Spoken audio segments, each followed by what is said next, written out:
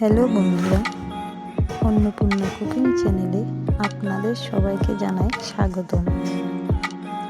আজকে আমি নিয়ে এসেছি আপনাদের জন্য একদমই সিম্পল একটা মজাদার রেসিপি।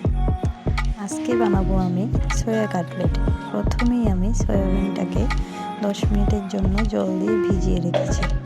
তারপর এখানে একে একে পেঁয়াজ, কাঁচা লঙ্কা, রসুন, একটু আদা আর আলু নিয়ে নিয়েছি। তারপর আমি একটা কড়ার মধ্যে জল দিয়ে সয়াবিনটাকে কিছুক্ষণের জন্য ভালো করে সিদ্ধ করে নেব।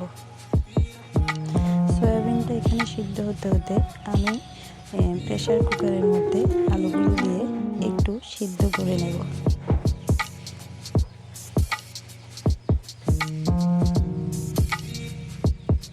ততক্ষণে আমার এখানে সয়াবিনটা হয়ে গেল। সয়াবিনটা আমি এখন তুলে নিচ্ছি। তারপর এখানে একে একে আমি পেঁয়াজ, কাঁচা লঙ্কা, আদা, রসুন সবগুলো কুচি করে কেটে নেব।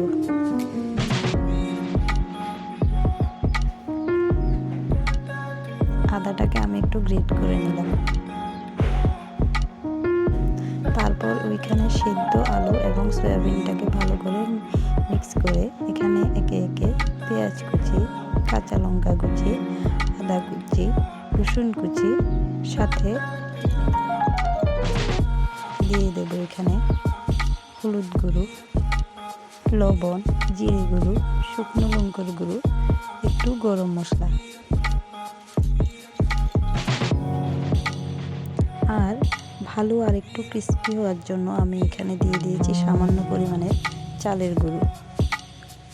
তারপর এগুলিকে একসাথে ভালো করে মিক্স করে আমি একটা একটা করে গোল গোল করে একটু চেপটা করে শেপ দিয়ে দেব। আপনারা আপনাদের পছন্দ মতো শেপ দিতে পারেন। এখানে আমি সবগুলো শেপ দিয়ে করে নিলাম। তারপর একটা তাওয়ার মধ্যে সামান্য পরিমাণে তেল দিয়ে একে একে এগুলিকে ভেজে নেব লাল লাল করে।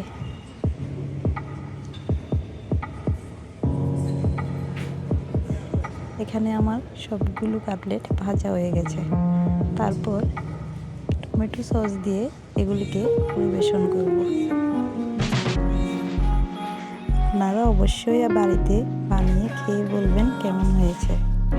যদি আপনাদের আমার এই সিম্পল রেসিপিটা ভালো লেগে থাকে তাহলে আমাকে লাইক, কমেন্ট আর সাবস্ক্রাইব করে আমার পাশে থাকবেন। আজকের মতো এখানেই শেষ। টাটা, ভালো থাকবেন, সুস্থ থাকবেন।